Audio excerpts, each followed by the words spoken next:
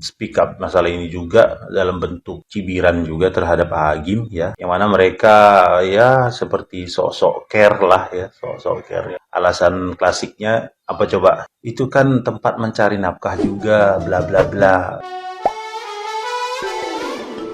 Pola netizen yang tercinta. Agim tengah menjadi trending topik di media sosial lantaran video yang saat ini menjadi viral. Dalam videonya, Agim sengaja merekam kumpulan para remaja yang sedang berada di sebuah minimarket. Bukan tanpa sebab, Agim sengaja mengunggah video tersebut untuk meminta pertolongan. Pasalnya, kumpulan remaja tersebut terjadi tepat di seberang pesantren dan bahkan di sebelah Masjid Darul Tauhid. Terlebih, remaja tersebut berkumpul tengah malam, di mana seharusnya sudah menjadi waktu untuk beristirahat. Video Agim yang menegur para remaja itu langsung menyita perhatian publik. Dalam videonya terdengar suara Agim meminta pertolongan atas kumpulan remaja tersebut lantaran dianggap sudah mengganggu lingkungan pesantren. Netizen yang berbakti pun lantas berkomentar terkait video yang viral tersebut.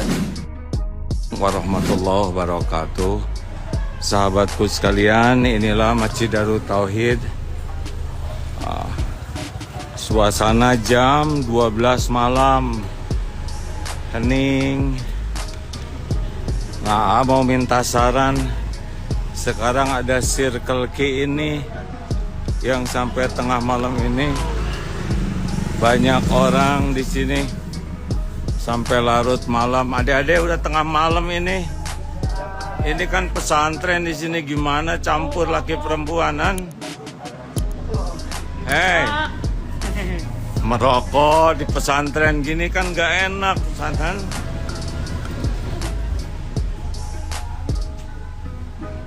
Atau dihargai pesantrennya ya. Adik-adik, kan sudah larut malam ini. Ya, saudara-saudara sekalian, ini lingkungan pesantren, tapi sekarang jadi begini keadaannya.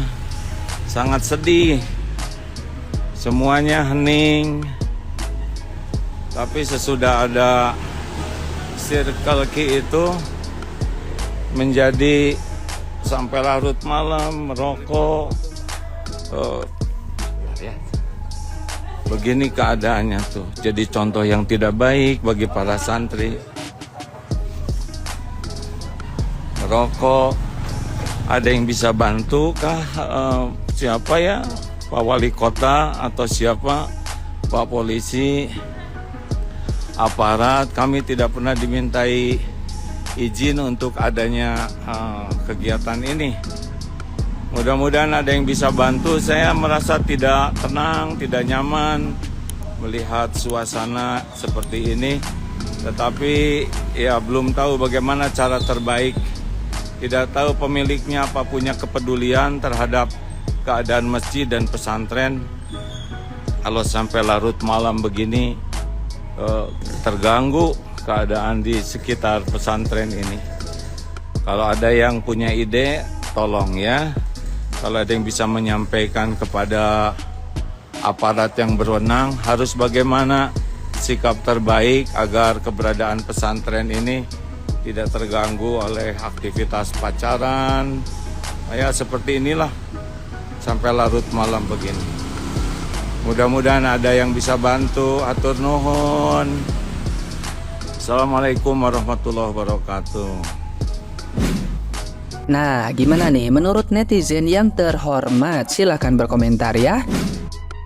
Guys, kalian udah tahu berita ini belum? Katanya minimarket tersebut disegel. Tapi minimarket tersebut disegel ada sebabnya nih. Nah, penyebabnya penyegelan dilakukan setelah menerima laporan dari masyarakat terkait pelanggaran jam operasional dan gangguan ketertiban umum di minimarket tersebut. Terus yang lebih parahnya lagi, diketahui minimarket tersebut ternyata tak memiliki izin operasional dan tidak terdaftar dalam basis data. Dan menurut Koko ya, ini pribadinya Koko yang sebagai seorang non-muslim, apa yang dilakukan sama AA Jim itu udah tepat. Dan cara menegurnya ke anak-anak muda itu ya sangat sopan. Memang nggak pantas aja gitu loh, di depan pesantren ada minimarket yang ada tongkrongannya. Memang nggak pantas gitu loh. Sampai ada yang nongkrong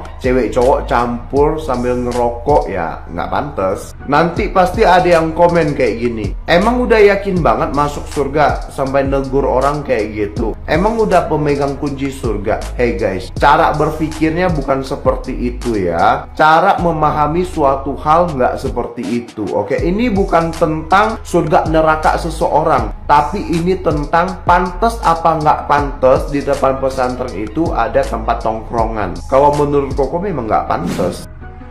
Hobi nongkrong nggak sih guys? Nongkrong di cafe atau mana gitu guys? Kalau kalian hobi nongkrong, ini ada berita nih guys ya. Jadi ada tempat nongkrong yang dimana di situ sampai hingga larut malam. Ini sebuah minimarket ya. Dia itu bikin resah seorang ustadz yang bernama Aagim. Gimana enggak? Karena minimarket ini tuh kan dekat dengan pondok pesantren milik Aagim, dan di situ memang jadi tempat tongkrongan, dan Aagim itu menasihatilah mereka yang ada di tongkrongan tersebut. Kalau nggak salah sih Circle K kalau nggak salah ya. Nah ini sebenarnya sih yang buat juga gua resah ya sebenarnya ya. Ya kita tahu lah ya, memang saat-saat ini tuh memang lagi banyak sekali kayak tempat tongkrongan yang namanya burjo lah, terus juga kafe-kafe yang bukanya itu sampai malam lah, malah sampai tahu bahkan sampai dini hari ya. Karena gue pernah nih ya, kerja itu lembur, pulang jam 3 pagi itu masih buka gitu loh, itu masih buka. Dan situ mohon maaf ya, yang nongkrong di situ itu memang kebanyakan, memang paling banyak memang anak muda, kalau orang tua nggak ada kayaknya. Dan yang gue heran lagi, mohon maaf, di situ wanita-wanita itu lebih mendominasi, dan yang pakai jilbab juga ada, dan banyak, bukan cuma satu loh ya. Ini yang gue heran. Bukan karena masalah jilbabnya ya, tapi ya tahu sendirilah etika kita gimana. Seorang orang, mohon maaf ya, mau memakai jilbab itu kan harusnya menjaga diri ya. Ini sudah larut malam, bahkan sudah hampir dini hari masih berada di situ gitu. Kalau dibilang ini kan saya sama suami saya, emang iya kan? Enggak semuanya kan gitu loh. Sebenarnya apa sih kegunaan kalian itu nongkrong sampai larut malam, sampai dini hari? Fungsinya apa gitu loh? Cari hiburan. Oke lah, suatu tempo nggak masalah gitu loh. Kalau sampai setiap hari atau bisa dibilang seminggu berapa kali kayak gitu nongkrong sampai malam kayak gitu, apa iya bagus-bagus buat kesehatan gitu loh. Ini generasi kalian tuh adalah generasi penerus bangsa, generasi yang akan membangun bangsa ini menjadi lebih baik. Kalau kalian hobinya nongkrong sampai larut malam, sampai dini hari kayak gitu, waduh, mau jadi apa? Kalian tahu nggak sih bahaya orang bergadang tiap hari itu apa? Coba lah kalian cek di Google, bahayanya apa gitu. Lah gimana negara kita akan maju kalau anak mudanya seperti ini gitu loh. Memang kadang-kadang tuh kita itu memang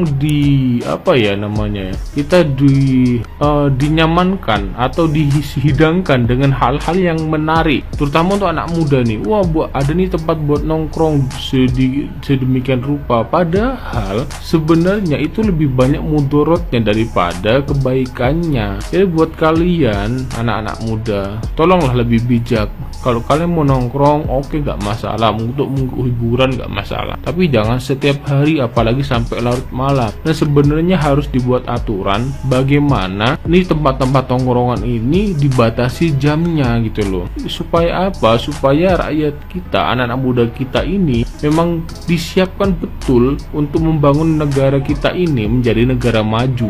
Silakan beroperasi, namanya kita juga dari rezeki ya, tapi dibatasi entah sampai jam 12 malam atau jam 1 malam lah gitu loh. Jangan sampai dini hari ada loh. Kalau nggak percaya kalian coba lah lihat, apalagi di kota-kota besar itu banyak sekali, dan banyak sekali kafe-kafe kayak gitu. Itu kedoknya aja seperti itu, tapi di dalamnya ternyata itu menjual minuman keras. Dan jangan sampai ya, ada juga kadang-kadang yang transaksi narkoba di situ, bisa dilihat kayak gitu. Sebagai seorang muslim nih, bagaimana pandangan kita melihat sosok seperti Aagim yang dihina, dicaci maki, dicemooh di media sosial oleh orang-orang yang kontra terhadap beliau, hanya gara-gara beliau ini komplain tentang adanya aktivitas tongkrongan-tongkrongan yang sampai tengah malam, sampai dini hari di taran pesantrennya beliau. Disclaimer, saya bukan Aagim lovers ya, saya bukan orang yang yang mengikuti kajian-kajian beliau ya. Tapi sebagai umat muslim ya, saya turut miris melihat tokoh-tokoh agama kita ya diperlakukan seperti itu ya. Seakan ya gampang sekali mereka menghina, mencaci kalau itu tokoh-tokoh dari kalangan umat muslim ya. Dan ini tidak hanya akun-akun anonim yang melakukannya, tetapi banyak influencer-influencer besar ya yang memiliki followers yang banyak ya speak up masalah ini juga dalam bentuk cibiran juga terhadap Agim ya, yang mana mereka ya seperti sok-sok care lah ya, sok-sok care ya. Alasan klasiknya apa coba, itu kan tempat mencari nafkah juga bla bla bla ya. Kenapa ditutup ya? Dan yang menutup kan bukan Agim ya, yang menutup itu pemerintah setempat, dan setelah ditelusuri ternyata tempat itu katanya tidak berizin ya, makanya disegel ya. Lalu banyak rame-rame menyalahkan Agim ya. Alasannya apa? Suruh gaji Agim, suruh yang gaji Agim. Mereka katanya kasihan yang kerja, kasihan yang kerja. Kalau mau kasihan harusnya dari awal kalian itu kalau memang care sama pekerja-pekerja seperti yang ada di Circle K itu, harusnya kalian speak up tentang masalah undang-undang Omnibus Law ya.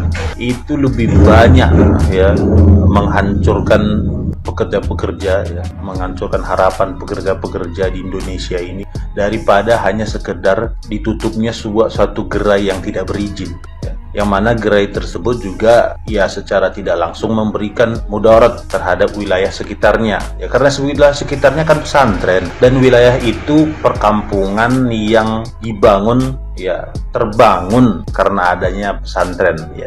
Maksudnya begini, di situ awalnya perkampungan biasa, ada nih pesantren Agim, karena pesantrennya ini besar dan yang punya juga public figure ya, tentu wilayahnya jadi berkembang, di sana menjadi tempat orang-orang banyak menyekolahkan anak-anaknya ya. Ya jadi wilayah itu berputar dengan adanya, salah satunya dengan adanya pesantren beliau. Namun ketika beliau speak up tentang lingkungan yang baik untuk siswa-siswanya, kenapa sangat begitu sekali ya? Ini kan nggak adil ya.